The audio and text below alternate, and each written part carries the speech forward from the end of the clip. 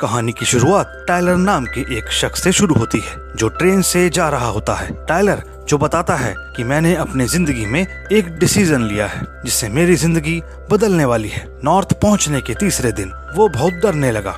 आखिरकार वो नॉर्थ से पहुंच जाता है। अपना सारा सामान लेकर टाइलर रेलवे स्टेशन पर बैठा होता है। इसके बाद टाइलर एक होटल में जाता है और एक आदमी को बताता है कि वो नॉर्थ में जाने वाला है। वो आदमी टाइलर को मना करता है। वो कहता है वहाँ मत जाओ, वहाँ कुछ नहीं है, सिर्फ बर्फ और झाड़ है। वो कहता है तुम्हें वहाँ खाने को कुछ नहीं मिलेगा, बल्कि तुम जानवरों का खाना बन जाओगे। मगर टाइलर उस आदमी की बात नहीं मानता और नॉर्थ जाने के लिए निकलने लगता है। टाइलर अपना सारा सामान एयरक्राफ्ट में रखता है और रोजी नाम के शख्स के साथ निकल जाता है। मगर उनका एयरक्राफ्ट काफी पुराना होता है। वो ज्यादा सामान की वजह से बंद पड़ जाता है। रोजी टाइलर से अपना कुछ सामान फेंक देने को कहता है। टाइलर अपने बड़े बड़े बॉक्सेस फेंक देता है और फिर एयरक्राफ्ट चलना शुरू हो जाता है। टाइलर कहता है ये तो बस शुरुआत है और अब मैं पीछे नहीं पलट सकता। ऐसे ही पहाड़ों के बीच से टाइलर नॉर्थ में बहुत दूर पहुंच जाता है।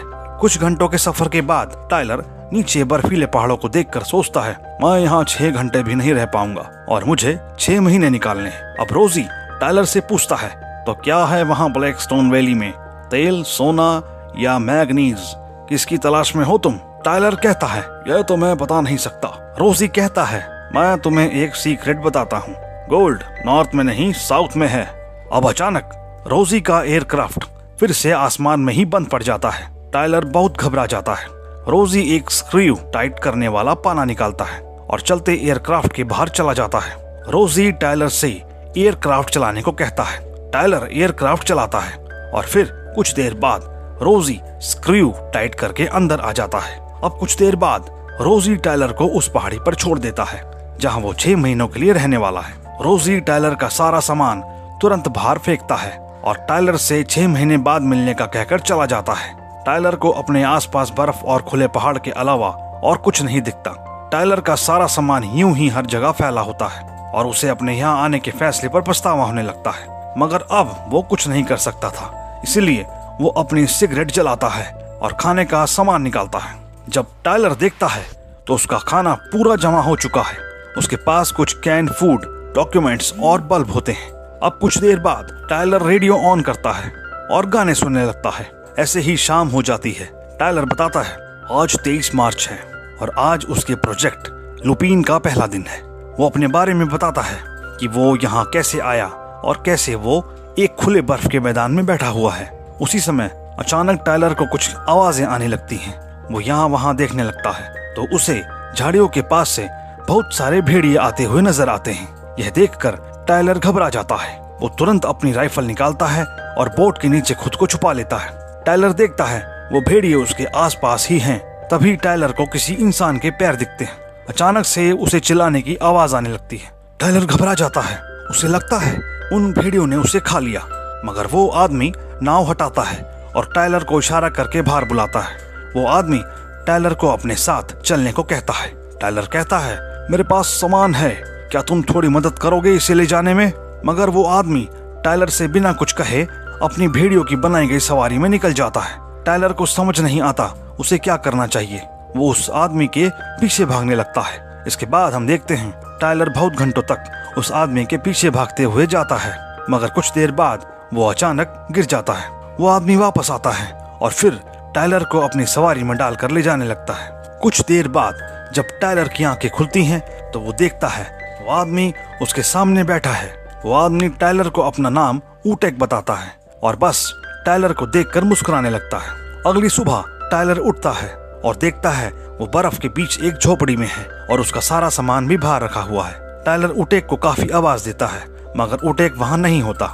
टाइलर की सारी बातें टाइप करके लिखता है।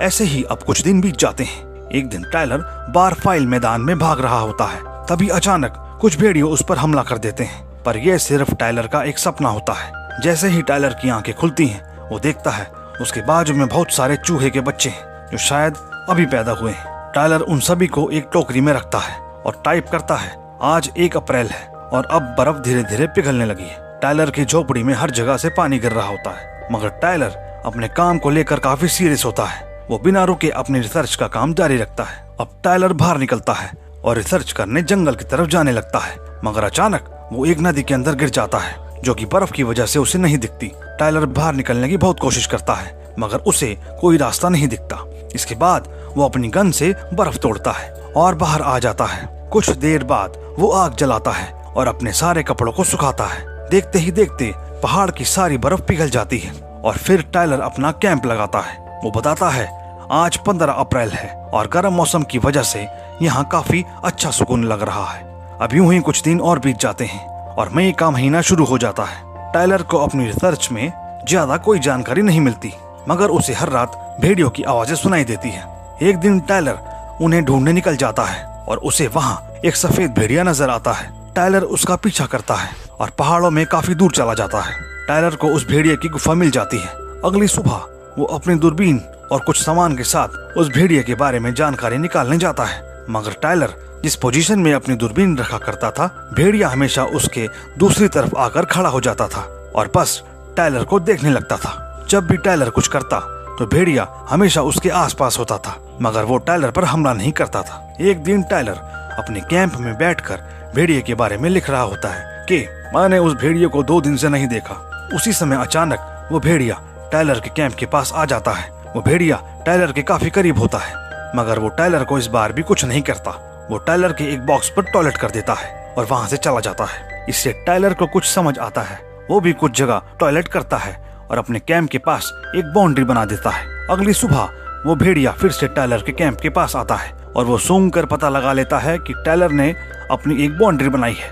भेड़िया उस जगह से थोड़ी दूरी पर चला जाता है। टाइलर को समझ आ जाता है कि भेड़िए ने टाइलर की बाउंड्रीज को स्वीकार कर लिया है। ऐसे ही रोज वो भेड़िया टाइलर को दूर से देखा करता था और टाइलर उसे वो बताता है मुझे भेड़िए के बर्ताव को देखना है और जानना है मगर यहाँ भेड़िया मेरे बर्ताव को देख रहा है और मुझे जान रहा है। टाइलर अपनी नोटबुक में उस भेड़िए का नाम जॉर्ज रखता है। एक दिन टाइलर को जॉर्ज के साथ एक और सफेद भेड़िया नजर आता है। टाइलर दूसरे का नाम एंजेलिन रखता है। ऐसे ही धीरे धीरे टाइलर को उनके बच्चे भी नजर आते हैं जो 3 होते हैं। जॉर्ज के बच्चे अक्सर उसके साथ खेला करते थे और टाइलर ये सब बातें अपनी नोटबुक में लिखा करता था। हर रात जॉर्ज पहरा देने चला जाता था और एंजेलिन अपने बच्चों के साथ वहीं गुफा के पास रहा करती थी। मगर टाइलर बताता है एंजेलिन को भी जॉर्ज के साथ रात के पहरे के लिए जाना होता है। असल में टाइलर की सारी रिसर्च इसलिए कर रहा होता है क्योंकि गवर्नमेंट को लगता है कैरिबो जिन्हें रेनडियर कहा जाता है वो कम ही रहे हैं और उनके पीछे का कारण ये भेड़िए हैं जो उन्हें खा लेते हैं। मगर टाइलर बताता है अब तक मैंने यहाँ एक भी रेनडियर नहीं देखी, ना ही इन भेड़ियों को कुछ खाते हुए देखा है। टाइलर के पास खुद ज्यादा खाने का सामान नहीं होता मगर भेड़िए बिल्कुल तंदुरुस्त होते हैं। टाइलर को जानना होता है कि वो क्या खाते हैं। इसके बाद हम देखते हैं टाइलर कुछ रिसर्च कर रहा होता है। तभी वो एक बॉक्स के अंदर एक चूहे को देखता है। अचानक वो नोटिस करता है कि उसके आसपास काफी चूहे हैं। एक दिन टाइलर एंजेलिन को कुछ खाते हुए देखता है और उसे पता चल जाता है कि ये भेड़िए चूहे खाते हैं। एक रात टाइलर सोच रहा होता है कि ये भेड़िए इतने बड़े हैं और ये सिर्फ इन छोटे चूहों को खाकर जिंदा रह सकते हैं। टाइलर सोचता है वो एक एक्सपेरिमेंट करेगा। वो उन चूहों से बहुत परेशान हो जाता है क्योंकि वो हमेशा उसके आसपास रहा करते थे और उसे कुछ नहीं करने देते थे। अगली सुबह टाइलर एक वाइन ग्लास निकालता है और चूहे को पकड़ता है। वो उसे खा लेता है।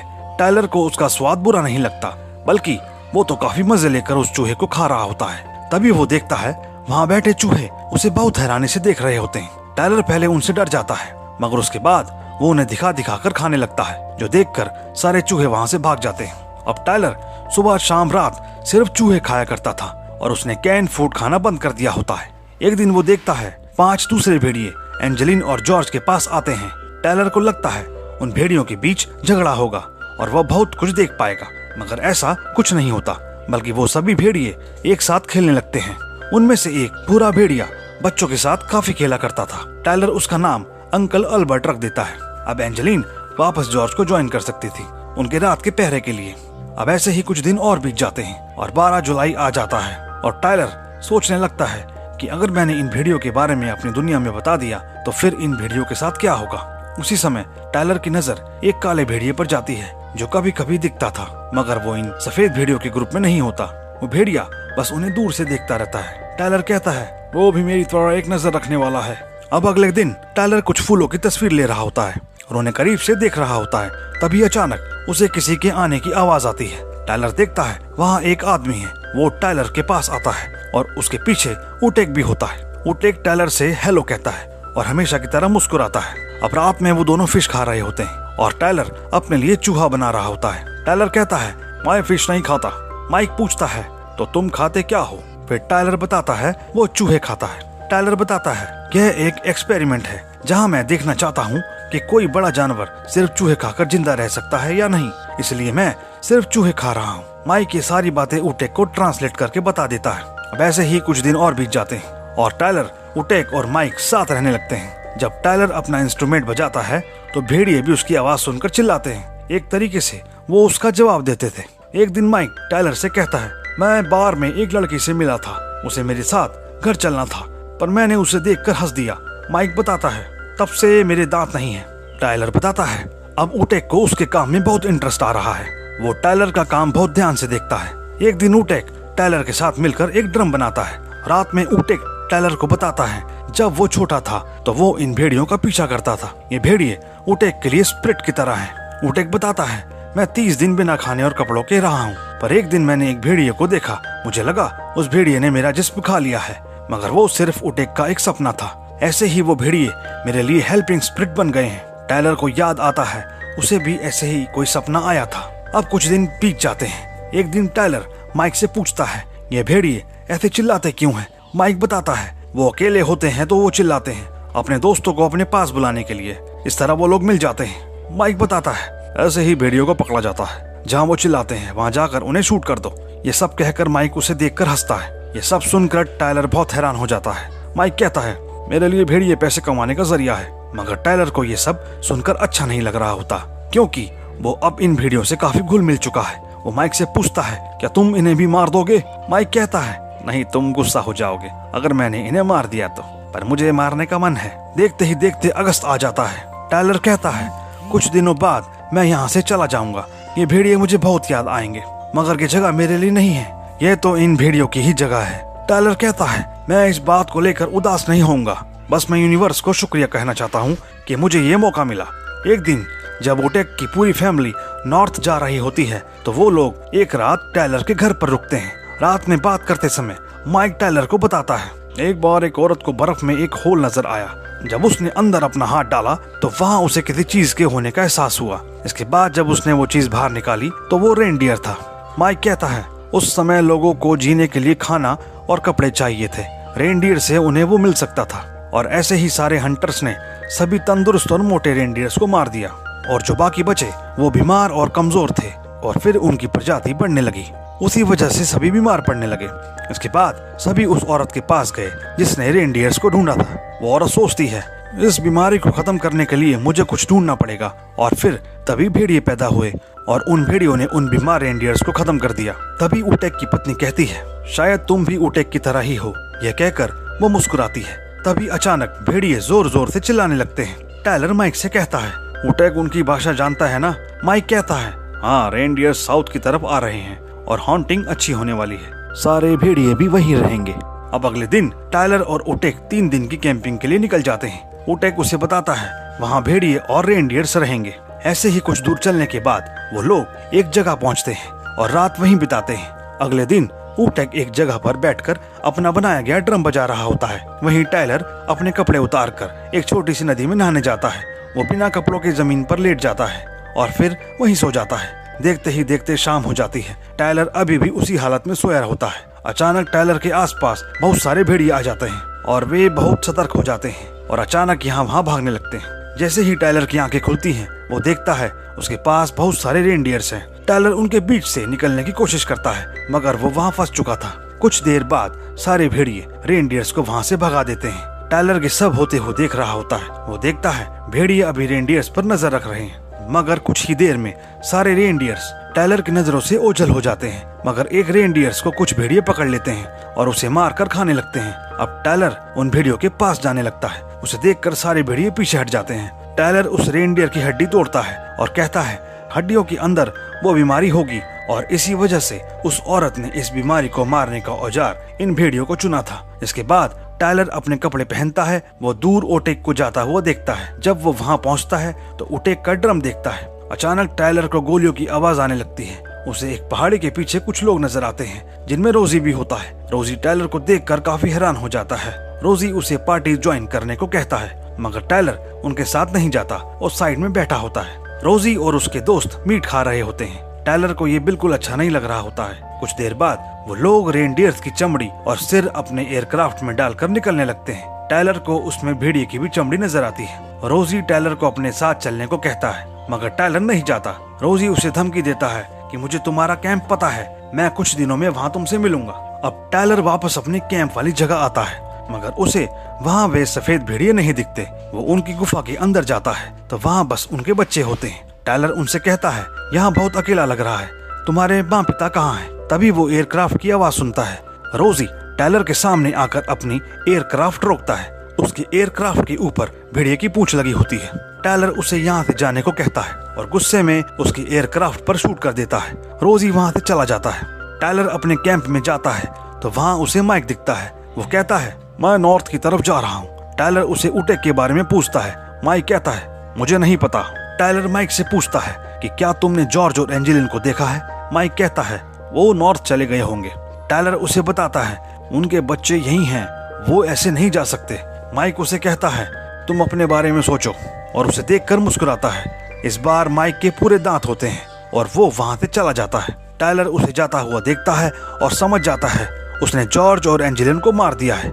इसके बाद हमें दिखाया जाता है वापस वहां बर्फ आ गई है और भेड़ियों के बच्चे खेल रहे हैं। टायलर कहता है, आखिर में कोई जवाब नहीं था, बस शांति थी। टायलर अपना इंस्ट्रूमेंट बजाता है और उसे भेड़िए के चिल्लाने की आवाज आती है। वो आसपास देखता है, उसे वहाँ वो काला भेड़िया दिखता है जो हमेशा अकेले रहा करता था और सब देखा करता था। देखते ही देखते बाकी भेड़िए भी वहीं आ जाते हैं और वे बच्चे उनके साथ मिल जाते हैं। उटेक दूर से खासकर ये सब देखता है और टायलर को देखकर मुस्कुराता है। टायलर कहता है, शायद वो भेड़िए बहुत दूर चले गए, मुझे पता नहीं, क्योंकि मैंने उन्हें जाते हुए नहीं देखा, मैं खुद वहां से चला गया। इसी के साथ ये कहानी यहीं खत्म होती है।